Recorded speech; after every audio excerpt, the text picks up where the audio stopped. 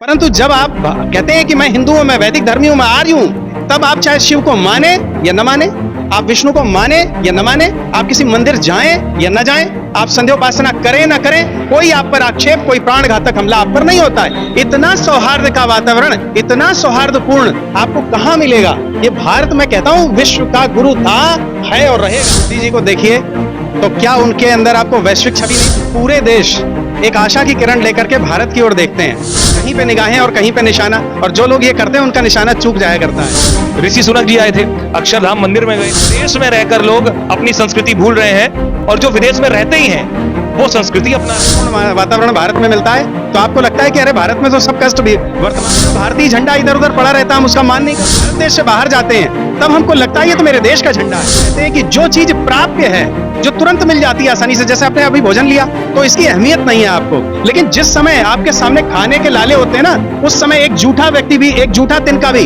हम उठा करके जमीन से खा लेते हैं। यही हालत होती है कि जब हम इस भारत की पवित्र माटी से दूर जाते हैं ना, तब आपको पता चलता है वहां तो काले गोरों का, तो भारत ऐसी भूमि है कि आज देखिए कितने पवित्र भाव से खड़े। हो सकते हैं मेरी मान्यताएं अलग हो, आपकी पर इतने मुसलमान रहते हैं भारत में, एक उदाहरण देना चाहूंगा, और वो सुखपूर्वक रहते हैं, परंतु यही पाकिस्तान आपके बगल में जाकर देख लीजिए उनकी क्या हालत है। तो मैं ये कहना चाहूंगा जो सरलता से प्राप्त है ना, उसकी लोग कद्र नहीं जानते।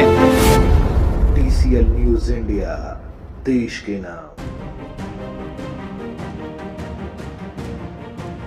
चंद्रयान 3 सफल हुआ। क्या लगता है कि एक बदलाव है? हम लोग दक्षिणी ध्रुव पे पहुंच गए, ऐसी जगह जहां पर अभी तक कोई गया नहीं। क्या देखिए, आप मोदी जी को देखिए तो क्या उनके अंदर आपको वैश्विक छवि नहीं दिखती?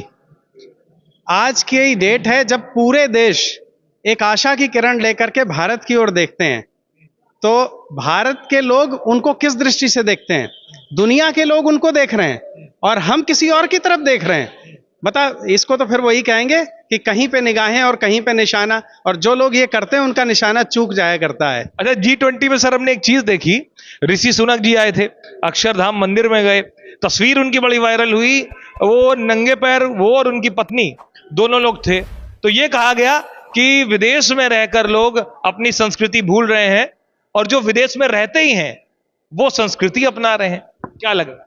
देखिए, ऐसा है ना कि जितनी पास चीज होती है उसकी अहमियत कम होती है।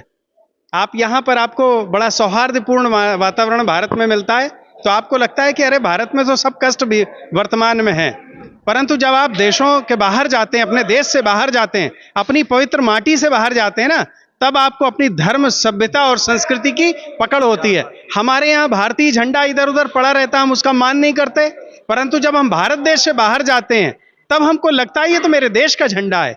इसलिए कहते हैं कि जो चीज प्राप्य है, जो तुरंत मिल जाती है आसानी से, जैसे आपने अभी भोजन लिया तो इसकी अहमियत नहीं है आपको, लेकिन जिस समय आपके सामने खाने के लाले होते हैं ना, उस समय एक झूठा व्यक्ति भी, एक झूठा तिनका भी हम उठा करके जमीन से खा लेते हैं।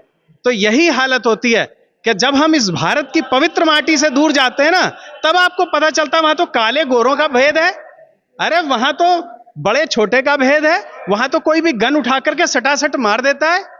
परंतु भारत ऐसी भूमि है कि आज देखिए कितने पवित्र भाव से खड़े। हो सकते हैं मेरी मान्यताएं अलग हो, आपकी मान्यताएं अलग हो, लेकिन हम भ्रातृत्व भाव से, कितने प्रेम से हम लोग रहते हैं, एक साथ जीवन यापन करते हैं। यहां पर इतने मुसलमान रहते हैं भारत में, एक उदाहरण देना चाहूंगा, और वो सुखपूर्वक रहते हैं, परंतु यही पाकिस्तान आपके बगल में जाकर देख लीजिए उनकी क्या हालत है। तो मैं ये कहना चाहूंगा जो सरलता से प्राप्त है ना, उसकी लोग कद्र नहीं जानते हैं। जिस दिन उनके से छूटेगा ना, उस दिन उसकी कद्र जानेंगे।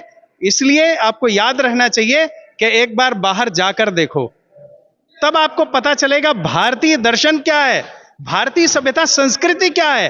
अरे जब आप वापस आओगे ना, तो आप इस धरती की माटी को सर पर भी लगाओगे, आपके मन करेगा कि मैं इसे पान कर लूं, लेकिन मिट्टी खा नहीं सकते ना, इसलिए खाएंगे तो नहीं, लेकिन आप उसमें लिपट जाएंगे। मैं आपको गारंटी के साथ ये दावा करता हूं। देखिए, अब आखिरी सवाल, और ये सवाल है, G20 में हमने एक तस्वीर देखी, सनातन संस्कृति को लेकर पूरा G20 समिट हुआ। हम अपने सनातन प्रतीक चिन्हों को देख रहे थे, मोदी जी ने भी प्रचार प्रसार किया। आने वाला युग सनातनी युग लग रहा है क्या? अभी तो विदेश में अमेज़न के फाउंडर है, वो कह रहे हैं 21वीं सदी भारत की होगी। एलन मस्क कह रहे हैं, टेस्ला के मालिक, कि भारत ने चंद्रयान 3 इतने कम दाम में कर दिया, एक मिसाल है वो। तो मतलब भारत की जय जयकार हो रही।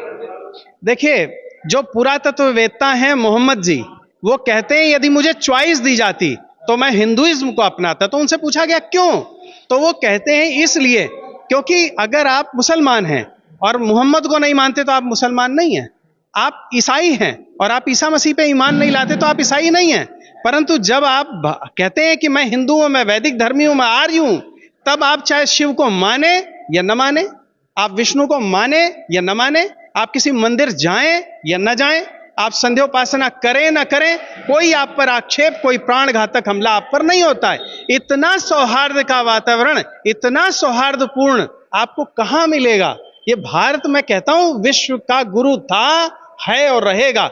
जो नरेंद्र मोदी जी हैं, आप उनकी जीवनचर्या देख लीजिए।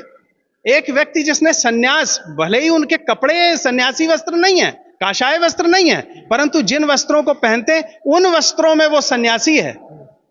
वो दिन रात अपना दे रहा है, उसने एक छुट्टी नहीं ली, वो निरंतर आपके लिए कार्य कर रहा है। और आप कहते हैं कि उसका क्या है, पक्का है कि नहीं है। अरे मेरे से कोई आज स्टैंप पेपर पे लिखवा ले तो मैं कहता हूं कि वो ही आएगा, उसके अलावा कोई आ नहीं सकता।